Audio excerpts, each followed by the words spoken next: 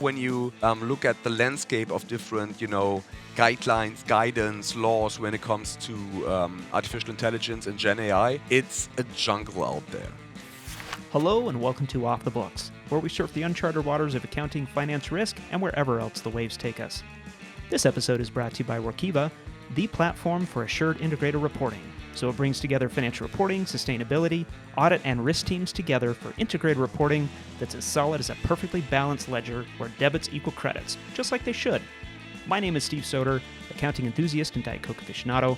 I'm looking forward to debating a great conversation, and I'm so happy to have you joining us. I'm also happy once again to have Mike Gravano and Catherine Tsai joining us today. Catherine, you want to intro yourself? Sure, I'm not an accounting enthusiast or Diet Coke aficionado, but I like to ask questions and learn new things. And you know what? It's been a while since we've talked about generative AI. And one of the questions everyone has about Gen AI is how do you balance the risks with the rewards of using it? Right you are, Catherine. This is Mike Gravano, Off the Books producer and Cherry Coke addict. I almost forgot my own last name. I need Gen AI to help me out with that at some point. While we were at IIA International, we happened to run into somebody who is perfect to talk about the whole Gen AI and balancing the risks and rewards. Marc Eulerich co-authored a paper on a generative AI governance framework, which feels very needed and very important. So, let's hear from Pastas and Marc now. Marc, thank you for being here. Could you introduce yourself to our listeners? Yeah, thanks so much. Thanks for the chance to talk to you. My name is Marc Eulerich. I'm a professor of internal audit at the University of Duisburg-Essen in Germany. I'm doing this since 2011, so only focusing on internal audit research and accounting information systems. And I think that's the reason that I'm here, actually. Excellent. And we know the generative AI governance framework just came out. Tell us about the need for something like this. So from our point of view, so together with my co-authors, we identified that nearly all organizations are trying to implement Gen AI because, it's such a big revolution. It's just disrupting not only the profession of auditing, but actually most of the business models. And what we also identified is that together with this type of Gen AI technology, that some new risks popped up. And that was actually the starting point for us to say, hey, we have to better understand how to identify these risks, how to monitor and give oversight over these risks, and then give some concrete guidance so that practitioners are actually able to really, tackle these risks and reduce them afterwards. What is the most surprising risk that Gen AI has kicked up? It sounds a little bit weird. The most surprising risk is that most of the companies do not know where Gen AI is actually implemented in their organizations. Why is that? Since it's so easy to use, nearly all of the functions in a company, so not only accounting or internal auditing, but also HR, marketing, and whatsoever, they're just saying, hey, I do not know how to write this specific part of a report, so I'm just asking ChatGPT or Google Gemini or something like this. And because of this situation, you can see that the employees really, want to use Gen AI for the benefits and improve their work. And because of this, you can see that in nearly all organizations, throughout all the different functions, the employees are trying to really bring Gen AI into their day-to-day working routines.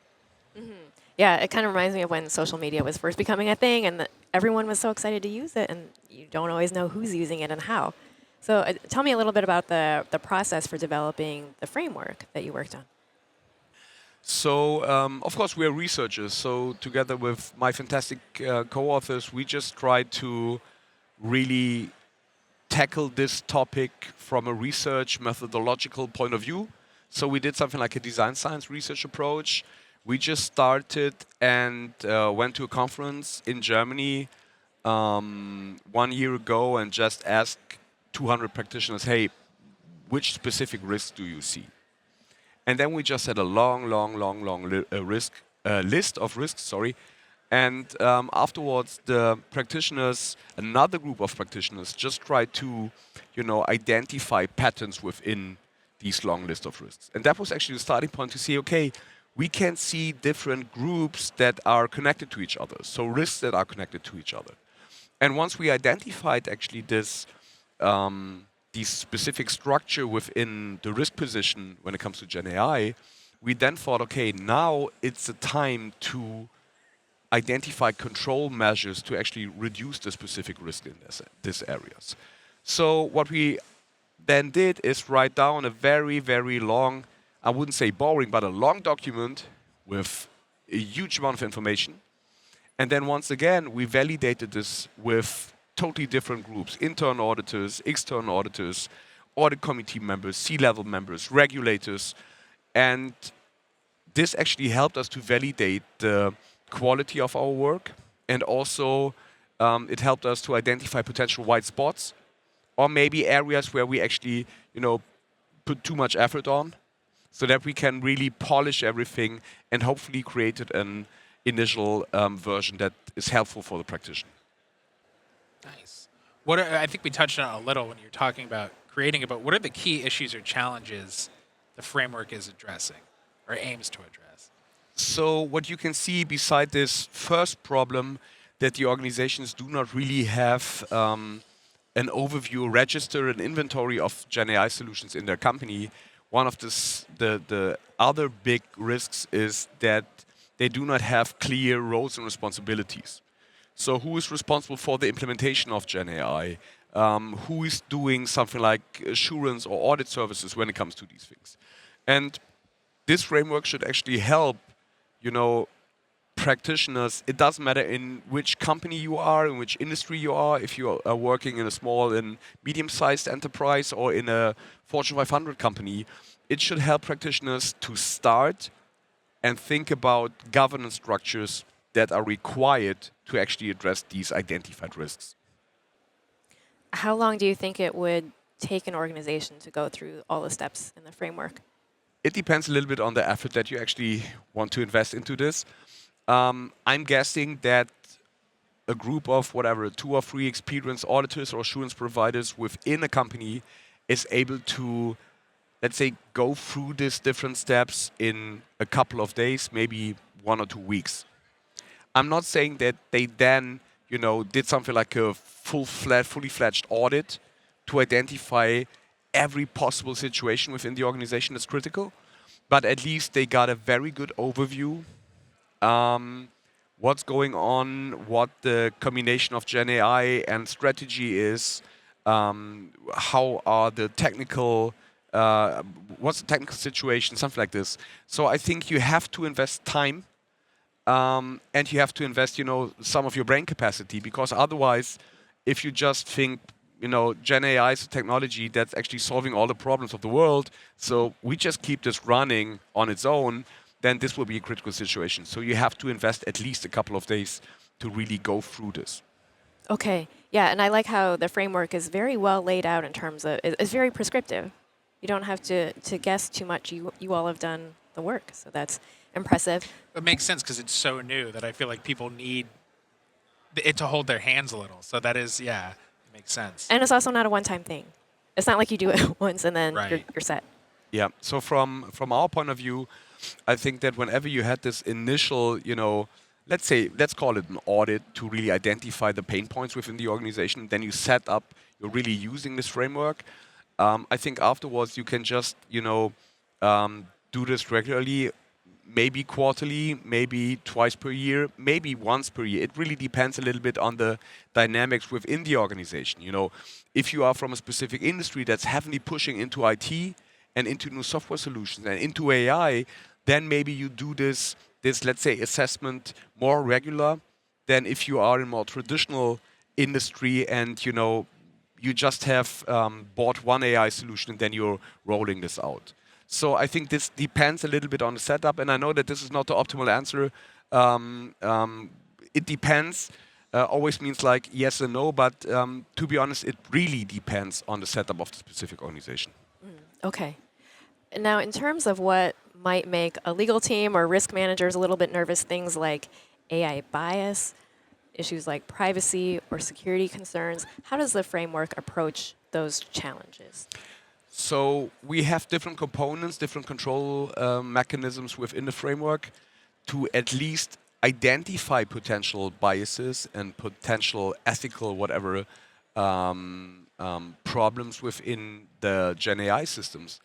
From my point of view, what is problematic is that when you use OpenAI, when you use Google, when you use Meta solutions whatsoever, the models are already trained, right? So they're trained with data, and normally you cannot identify which specific documents are the basics for this data set. Right. Right? No And- citations. Right.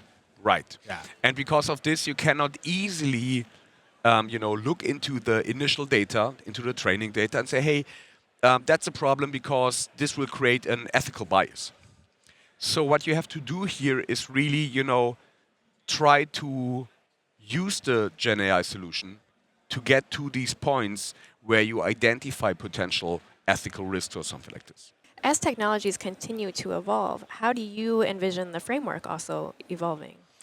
So our plan is actually to regularly update this framework based on also the feedback from the practitioners, because doing this research is one thing, and then we normally end up with a research paper, and hopefully that's getting published somewhere, hopefully in a good journal. But you can see that because the environment is changing so fast, the technological solutions are changing so fast, we also have to be careful that this is updated regularly, so that companies understand it's maybe not on a daily basis, but it's addressing most of the common problems that we see right now in the current situation. Does this make sense? Yeah. Yes. Yes. For orgs looking to implement the framework, do you have key recommendations or things they need to consider? Motivation and time. And I know that this sounds a little bit weird, but we really need in the organizations people who are willing to do this. Sure. Because if they are motivated and say, hey, I see the risk, I like the technology, but I think we should spend more effort on the governance topics, then this will be something where it can really be successful as an organization, right?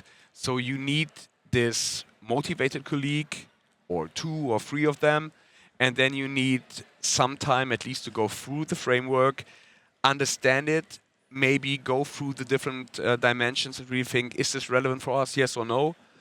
And then afterwards really say, okay, now we're ready to go and we just want to start with this framework and, really implement, let's say, the different components.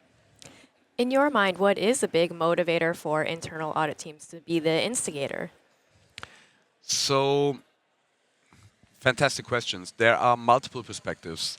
Just think about this. The traditional stereotypes of internal auditors, they are still something like a, outdated, uncool profession. You can see that that this is quite often a stereotype that especially the auditees would bring together with internal auditors. So, this discussion about what is the great value, what is the added value of internal auditing, this is always there in the profession. And I think with this framework and internal auditing pushing actually the organization into the governance of Gen AI, you can be this tiny little piece that is relevant, that the whole clockwork actually works.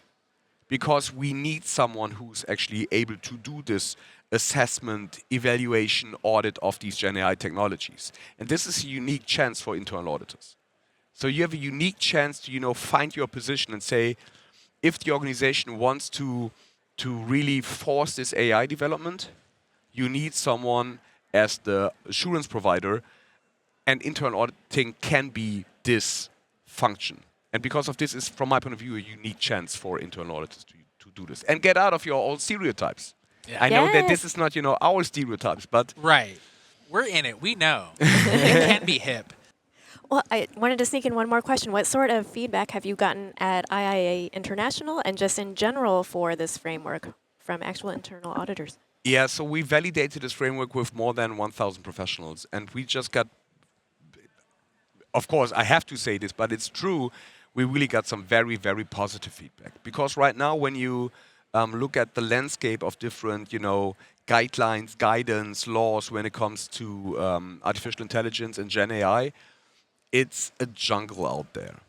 And sometimes these frameworks are super global galactic, and you have no chance to transfer this actually to your daily work. And sometimes, the NIST framework on cybersecurity and AI, that's fantastic, but it's only tackling some very specific parts of this whole technology. And the feedback that we got is, hey, it's great because it's a hand-on guidance. You can really directly use the PDF file and just go and start with your assurance activities. Good job. Good job on the framework.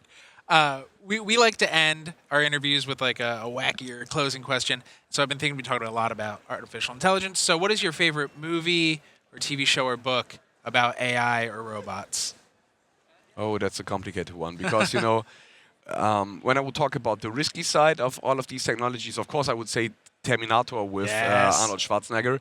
But, I think more and more, so I'm a video game person. And I have a collection of vintage video games in our house. And my wife loves that we have a room full of old video games from the 18 and 90s.